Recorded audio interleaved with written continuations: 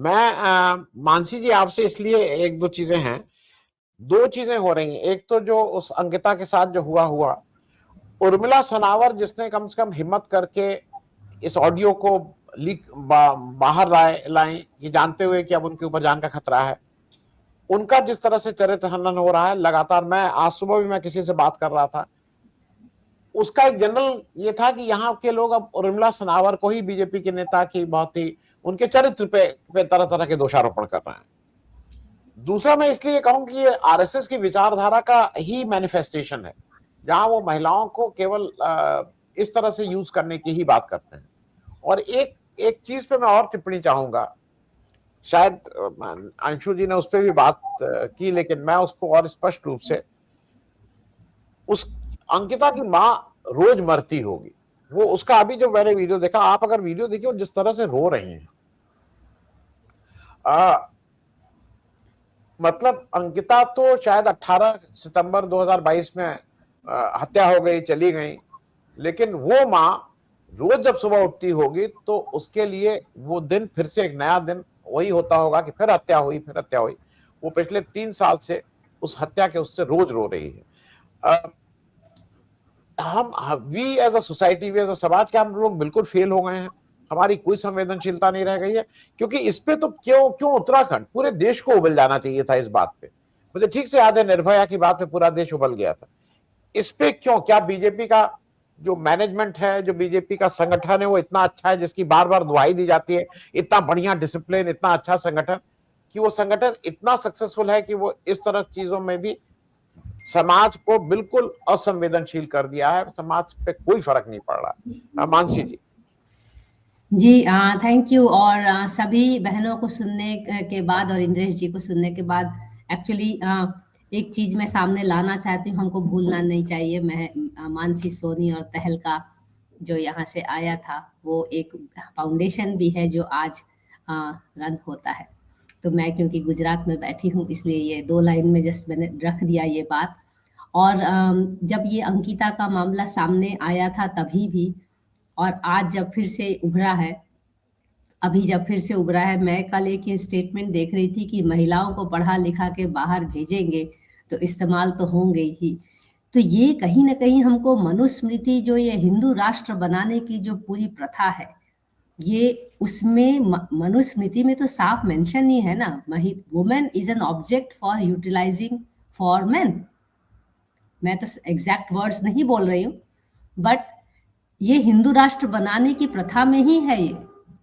और ये ऐसा नहीं है कि अभी हो रहा है 12 साल से। तो 2-3 बातों में मैं अपनी बहनों से थोड़ा सा असहमत भी हूँ कि पहली बात कि ये पॉलिटिकल पार्टीज क्यों नहीं ज्वाइन करेंगी? अगर कोई प्रोटेस्ट हो रहा है तो दूसरी पार्टीज क्यों नहीं ज्वाइन करेंगी? मेरा कहना है कि ज्वाइन करे तो करना चाहिए, और उसमें कोई ऐसी बात नहीं होनी चाहिए कि ये जनता का प्रोटेस्ट है और पॉलिटिकल पार्टीज का प्रोटेस्ट नहीं। पॉलिटिकल पार्टीज का काम ही है, स्पेशली अगर ऑपोजिशन में है, तो जनता की आवाज को भी सामने लाए अगर सरकार बहरी हो जाती है तो इस यहाँ हम देखते हैं कि जो सिस्टम अब जो बन गया है, क्योंकि हम पूरा हिंदू राष्ट्र के टेम्पलेट में हम लोग को बिठाया जा चुका है ऑलमोस्ट, उसमें इंटिमिडेशन पूरे जनता का। तो मैं तो आम आदमी शब्द तो मैं जनरली यूज नहीं करती हूँ, आप तो जानते हैं मुझे कुछ सालों से। पूरी जनता का जो इंटिमिडेशन टेम्पलेट है वो एकदम अब बैठ चुका है। तो अच्छे से अच्छे लोग भी जब तक उनके घर में अफेक्टेड नहीं है, वो इसको मान के चलते हैं कि ऐसा ही होगा। और ऐसा होता आया है अनंत से, और ऐसा होते रहने से कोई बात नहीं, as long as my ass is safe. तो हम इस फॉर्मेट में अब सब लोग बहुत कॉम्प्लेसेंटली जी रहे हैं, क्योंकि हम जो अफोर्डेबल और मिडिल क्लास लोग हैं, ज़्यादातर लोग के तो बच्चे बाहर ही पढ़ रहे हैं, तो उनके बच्चे तो जा नहीं रहे, नेताओं के बच्चे बाहर पढ़ रहे हैं। मैं तो उस दिन का इंतजार करूंगी जब एक नेता बैठा होगा ब्रॉथल में और उसकी बेटी सामने आएगी। और ये एक फिल्म आ चुकी थी, मैं अभी राम प्रकाश जी के ही सेशन में 2 दिन पहले बोल रही थी, ये होना चाहिए अब। क्योंकि अगर वो दूसरों की बेटियों को मिसयूज करेंगे तो उनकी बेटियां अब सेफ नहीं है, ये उनको समझना चाहिए। क्योंकि अब अर्बन एरियाज में काफी सारी लड़कियों ने इसको एक एक अपना ऑल्टरनेट प्रोफेशन भी बनाया है। तो let's face it, let's be very honest about it, एक जरिया बना लिया है कमाने का। तो ये जो महिलाओं को देखने का एज ऑब्जेक्टिफिकेशन है, ये हमारे लिए नया नहीं है। करंट रेजीम ने उस ऑब्जेक्टिफिकेशन को इंस्टीट्यूशनलाइज कर दिया है। निर्भया का जो अभी एग्जाम्पल दिया गया, उस समय कानून का डर था। आज कानून का कैसे डर होगा? राम रहीम बाहर है, आसाराम बाहर है, सेंगर जी बाहर है, ब्रिजभूषण जी बाहर है, अंदर कौन है फिर? अंदर उमर खालिद है और शर्जील इमाम है। तो जो हम लोग ने एक टेम्पलेट अब बना रहे हैं, हम एक्चुअली समाज को ये बता भी रहे हैं कि आप कितना भी आवाज उठा लीजिए, आपका कुछ नहीं होने वाला। करेंगे तो हम वही जो हमको करना है। एंड अनफॉर्चुनेटली इसमें जुडिशियरी का जो मिली भगत है गवर्नमेंट के साथ, वो सिस्टम को ज्यादा फेल कर रहा है। एक और बात जो एक मैं बहन से असहमत हूँ, यही बात कि 70 साल से हम सो रहे थे। मैं इस बात से बिल्कुल असहमत हूँ कि हम 70 साल तक हमको प्रोटेस्ट करने की आजादी थी। हम हर बात पे प्रोटेस्ट करते थे और सरकार हमको दबाती नहीं थी। अन्ना प्रोटेस्ट हो के जिससे सरकार बदली, वो अगर सरकार चाहती तो दबाते। आज की तारीख में जो देश भर में कहीं कहीं छोटे छोटे प्रोटेस्ट हो रहे हैं, हम उनको दबा देते हैं, क्योंकि इसलिए वो बेसिकली एक मोमेंटम गेन नहीं कर पाता। और देश बहुत बड़ा है, हम नेपाल और बांग्लादेश जैसे नहीं है, और हम लोग काफी सेल्फिश सोसाइटी भी है, तो हम सबके लिए नहीं खड़े होंगे। समाज में बदलाव लाने के लिए अगर महिला सड़क पे नहीं उतरेगी, मैं सीए एनआरसी के समय भी ये बात कही थी मैंने, अनलेस एंड अनटिल अब महिला समाज पे नहीं उतरेगी, इररिस्पेक्टिव ऑफ कोई भी पार्टी का प्रॉब्लम हो, कोई भी, ये अब समाज इतना सड़ गया है, इतनी बदबूदार हो गई है, इतनी गंदगी बढ़ गई है। नहीं, अगर महिला को अपनी जगह बनानी है अब समाज में, तो महिला को बाहर आना ही चाहिए, आना पड़ेगा, दूसरा कोई रास्ता नहीं है।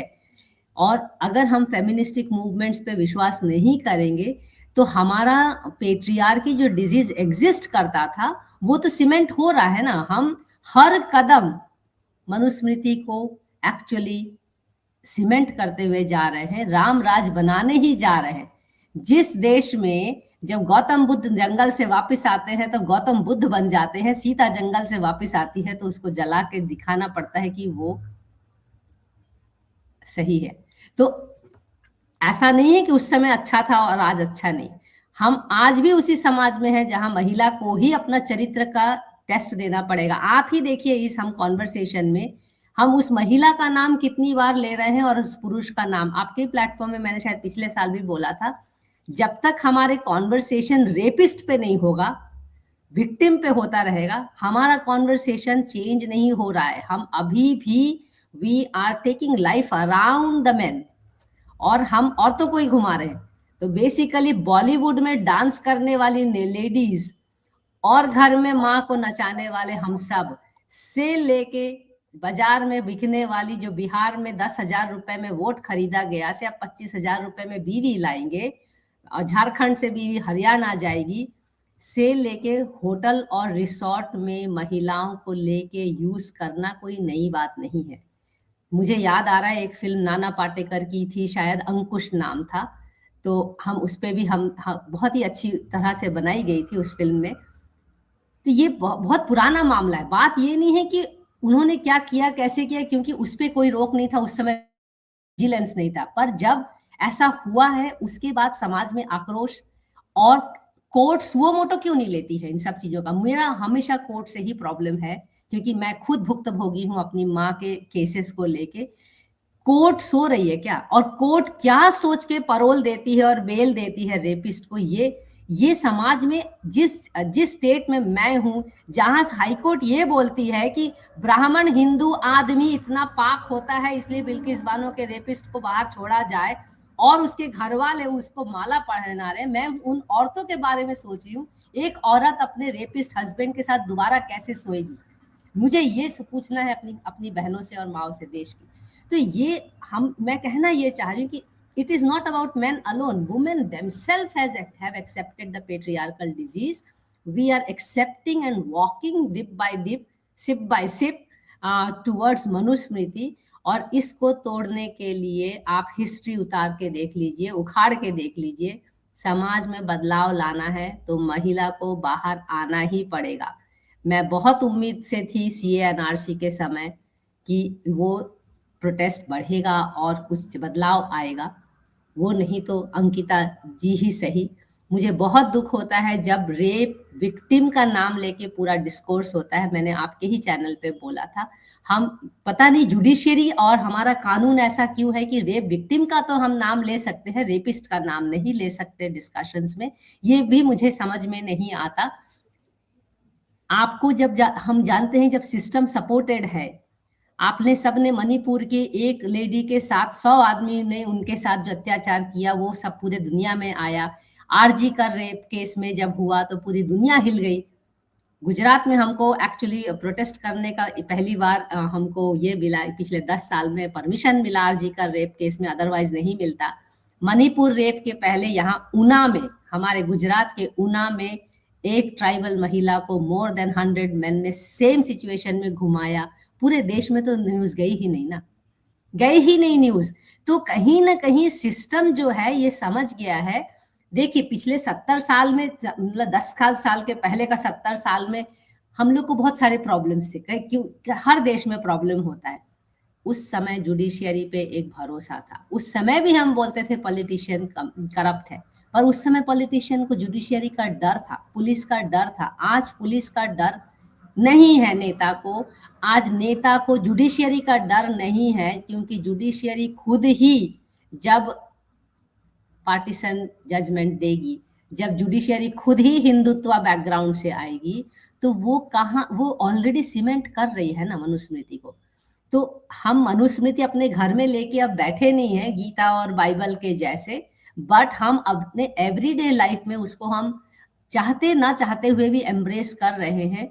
तो मैं तो सभी बहनों से ये कहना चाहूंगी जो भी अब उत्तराखंड में बाहर आई हैं, इस मामले को थोड़ा कैसे करके भी ज्यादा सीरियसली बाहर तक पहुंचा सकें, कैसे मुझे लगता है कि गुजरात में तो हमको परमिशन नहीं मिलेगा प्रोटेस्ट का, क्योंकि हमारे भी बहनों का एक्टिविस्ट ग्रुप है यहाँ पे। हम लोग अक्सर बातें करते हैं ये सब, पर हमको परमिशन ही नहीं मिलते जाके बैठने का और बातचीत करने का इन सब बारे में। तो हम इनफॉर्मली घरों में डिस्कस करते हैं।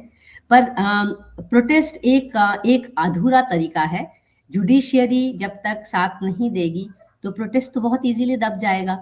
CA-NRC दब गया, आरजी कर का रेप का तो केस हमने देखा, वेस्ट बंगाल ने पूरा केस में से पूरा नए कानून लेके आई।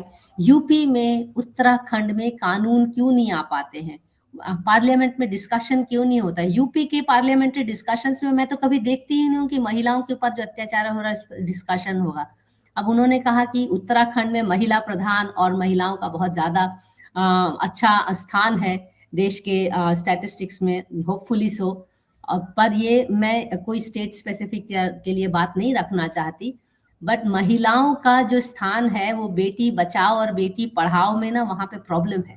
उस पूरे कैंपेन में प्रॉब्लम है, क्योंकि वो अधूरा कैंपेन है। बेटी को बढ़ाओ बहुत जरूरी है, और मुझे लगता है आज की तारीख में जो हमको कैंपेन चाहिए, बेटे को पढ़ाओ और बेटे को समझाओ और बेटे के नाक में कील डालो या नकेल डालो, क्या बोलते हैं, जो भी हिंदी शब्द मुझे ठीक से मालूम नहीं है। We really need more discussion on how men should be made gentlemen in this country. Otherwise हम लोग हमेशा विक्टिम कार्ड ही खेलते रह जाएंगे, और मनुस्मृति चाहता ही यही है कि वुमेन हमेशा विक्टिम रहे, ताकि आदमी उसकी पूरी तरह से हमेशा उसको प्रोटेक्ट करता रहे, चाहे वो बाप हो, चाहे वो हस्बैंड हो, चाहे भाई हो। पूरे समय हमको इस मोड पे रहना है कि मैं तुम्हारा प्रोटेक्टर हूं। Give me a break from all this mindset. I think हमको ये बात बिल्कुल पूरा टर्न करना पड़ेगा। We need a ministry of man development, we don't need a ministry of women and child development, for God sec.